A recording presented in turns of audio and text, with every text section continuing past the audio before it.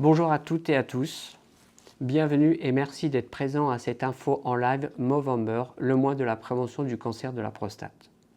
Movember, ce n'est pas que l'arrivée de la moustache au mois de novembre, c'est aussi l'occasion de libérer la parole sur la santé masculine. Ce mouvement encourage chacun à prendre soin de soi et aussi des autres. Dans cette dynamique, nous souhaitons mettre en lumière cet enjeu de santé publique via cette émission. Rappelons-le, le cancer de la prostate est le premier cancer chez les hommes. Pour éclairer cette dynamique, nous avons le plaisir d'accueillir le professeur Olivier Cussenot, qui nous apportera son expertise sur la lecture des risques, les moyens de dépistage et les leviers de prévention. Bonjour professeur. Bonjour Olivier. Bonjour François, merci de m'avoir invité. Bonjour à tous. Je suis là aujourd'hui en tant que président de l'Association nationale des patients atteints de cancer de la prostate. C'est une association qui vise essentiellement à informer et aider les patients, mais aussi à promouvoir la prévention de cette maladie. Je suis moi-même médecin, et donc ça va être l'occasion aujourd'hui de répondre à ces différentes questions, très orientées sur la prévention pour ce mois de novembre. Très bien. Eh bien, écoutez, commençons. Question simple mais logique, qu'est-ce que la prostate et son cancer? Alors la prostate, c'est un petit organe qui est situé sous la vessie, qui est traversé d'ailleurs par le canal qui permet de vider la vessie, d'où les troubles urinaires qui peuvent être liés à ces pathologies. Sa taille normale, c'est celle environ d'un marron, d'une châtaigne, mais elle a tendance à grossir avec l'âge et elle a aussi tendance à être touchée avec l'âge par une maladie plus grave que cette hypertrophie simple de la prostate, qui est donc le cancer de la prostate. Alors, ce cancer de la prostate, c'est une prolifération de cellules à partir des glandes de la prostate. Les glandes de la prostate, elles servent normalement à alimenter le sperme, à soutenir en fait le sperme et à permettre sa liquéfaction grâce à une molécule qu'on appelle l'antigène prostatique spécifique, appelée aussi PSA. Et cette molécule, ce PSA, sert de marqueur pour les maladies de la prostate parce que lorsqu'il y a une pathologie de la prostate, il va s'élever dans le sang et on va pouvoir le doser. Merci. Olivier, quels sont les principaux facteurs de risque du cancer de la prostate? Comment peut-on les prévenir ou les surveiller? Alors, les principaux facteurs de risque du cancer de la prostate, c'est avant tout l'âge, puisque à partir en fait de 50 ans, la fréquence des cancers va augmenter assez rapidement. On a à peu près aujourd'hui en France 60 000 nouveaux cas de cancer de la prostate et malheureusement aussi en termes de décès, environ 9 000 cas, ce qui fait quand même un décès toutes les heures par ce cancer en France. Alors, outre l'âge, il y a des facteurs génétiques. Les facteurs génétiques, ça peut être des antécédents familiaux, bien sûr, de cancer de la prostate, mais aussi des antécédents familiaux de cancer du sein. Et il faut savoir les rechercher dans la famille. Ces antécédents familiaux font que l'on va pouvoir en fait orienter le patient beaucoup plus tôt, puisque le dépistage dans cette situation-là va être proposé dès l'âge de 40 ou de 45 ans, en fonction en fait, du profil familial de risque. Alors, autre facteur de risque, à part la génétique et l'âge que nous allons voir, il y a peu de facteurs d'environnement. Les facteurs d'environnement interfèrent surtout en fait avec le diagnostic de la maladie. On pense par exemple aux perturbateurs endocriniens ou aux pesticides en milieu professionnel, qui vont changer en fait la sensibilité du marqueur qui est le PSA qui sert à diagnostiquer et donc qui peuvent induire en fait un retard de diagnostic. Ils ne vont pas être causaux sur la maladie, mais il faut en tenir compte car ils peuvent entraîner un retard dans son diagnostic. C'est vrai aussi par exemple pour l'obésité qui agit sur le même mécanisme et pour les infections ou inflammations de la prostate qu'on appelle les prostatites qui sont aussi plus ou moins fréquentes avec l'âge. Très bien. Vous en avez un peu évoqué en amont, le dépistage du cancer de la prostate est souvent difficile à vivre pour les hommes. Quels sont les examens les plus fiables aujourd'hui et puis à quel âge faut-il commencer?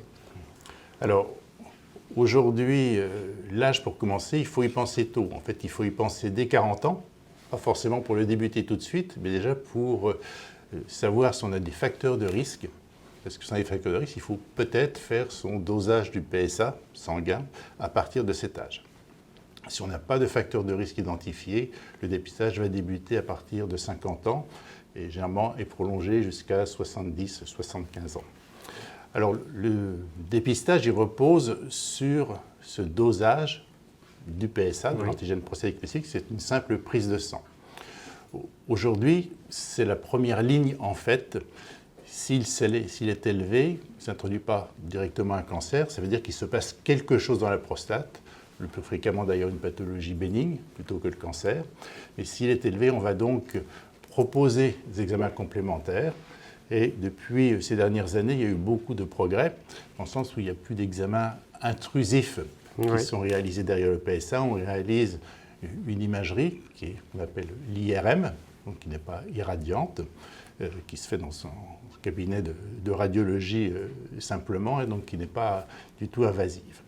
Et cette IRM, c'est elle qui va détecter ou non s'il y a une anomalie cancéreuse ou une pathologie bénigne de la prostate. S'il y a une anomalie cancéreuse suspecte, à ce moment-là, on va faire une biopsie de la prostate, qui sont des simples ponctions avec une aiguille qui permet de regarder au microscope les cellules que l'on a identifiées dans la prostate pour poser le diagnostic. Donc en fait, ce dépistage aujourd'hui, c'est une prise de sang et je dirais dans les 15% de cas où il y a une anomalie qui est retrouvée, donc c'est quand même la majorité des cas, une IRM derrière qui va encore faire le tri pour vraiment se focaliser sur les cas suspects. Donc si je comprends bien, c'est assez simple.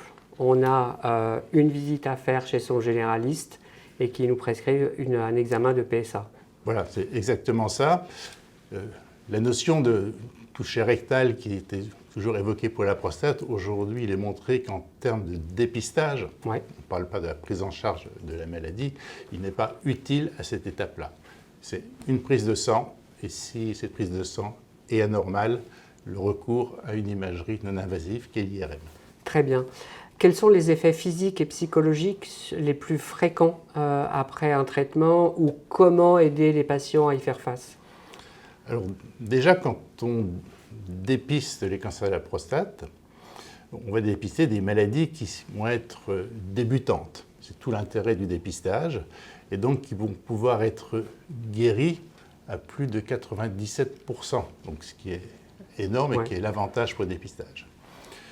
Ce dépistage, il découvre aussi un certain nombre de maladies, presque la moitié en fait, qui sont des maladies qui sont peu évolutives. Et ces maladies-là, on va pouvoir les surveiller simplement avec l'IRM, que l'on a déjà fait. Si jamais on voit cette tumeur grossir, on va pouvoir proposer un traitement. Donc le diagnostic n'oblige pas non plus systématiquement d'avoir un traitement derrière. Ça peut être une simple surveillance, parce qu'une grande majorité de ces cancers évoluent très très lentement, sur des dizaines, en fait, dizaines d'années. Et donc ça, c'est le premier moyen d'éviter les troubles liés au traitement, évidemment, c'est d'appliquer cette surveillance lorsqu'en effet les tumeurs ne sont pas, agressives dans le sens où elles ne vont pas grossir. Le sous-groupe de cancer qui va être plus agressif et dépisté, ceux-là, on propose donc des traitements locaux qui peuvent être soit la chirurgie, soit des techniques de radiothérapie. Ces deux techniques impactent la sexualité, c'est-à-dire les érections en fait, chez l'homme et la fertilité, puisque ça supprime la production de sperme. Il y a des moyens pour combattre en effet ça, et plus la maladie est détectée tôt, plus on peut pouvoir préserver en fait cette fonction sexuelle, en particulier érectile. Ensuite, il y a un impact potentiel sur la continence urinaire, qui est beaucoup plus rare, c'est moins de 1% des cas, mais évidemment, elle existe, et elle est plutôt liée en fait à la chirurgie qu'à la radiothérapie. Alors, pour aider les patients, il faut bien sûr anticiper. La première chose, comme on l'a dit, c'est de ne pas traiter tous les cancers s'ils n'en ont pas besoin. C'est-à-dire l'annonce d'un cancer, s'il est à faible risque évolutif, c'est avant tout une surveillance. Ça permet d'éviter en effet ces troubles. S'il y a un traitement qui doit être fait, il y a des techniques, je dirais, de rééducation périnéales, par exemple, contentionnelles, qui peuvent permettre d'anticiper, entre guillemets, avoir une meilleure reprise après une chirurgie, par exemple. Et puis il y a des traitements, bien sûr, aussi médicamenteux ou physiques, qui peuvent être faits pour les patients qui malheureusement ont nécessité une chirurgie et qui vont avoir pour leur maladie en fait une diminution, une perte des érections. Très bien, merci Olivier. On sait aujourd'hui que la science évolue très rapidement. Qu'est-ce qu'on peut conseiller à quelqu'un qui souhaiterait s'informer sur la maladie et sur l'évolution de la science? Alors, il peut, et je fais un peu la promotion de notre association, c'est voilà, puisque nous avons en fait une veille scientifique avec un site internet, des newsletters qui informent les patients à la fois en amont de la maladie, comme on vient de le voir, mais aussi pour les personnes qui sont touchées et diagnostiquées pour cette maladie aux différents stades, sur les nouveautés thérapeutiques, éventuellement sur les traitements ou essais cliniques qui peuvent être faits pour des maladies qui vont être beaucoup plus avancées, par exemple. Oui. Et cette information, elle est partagée à la fois avec un conseil scientifique médical, mais aussi elle est partagée avec, je dirais, des patients qui ont vécu ou qui peuvent en fait informer d'autres patients et les aider dans les choix thérapeutiques. Parce que quelquefois, il y a plusieurs options thérapeutiques qui peuvent se présenter aux patients et ils peuvent être un peu perdus à ce moment-là. Très bien. Professeur Olivier, on vous remercie pour cette intervention et nos échanges et on vous souhaite une bonne journée. Merci François et merci pour cette invitation. Merci à tous et à bientôt pour le prochain Info Live.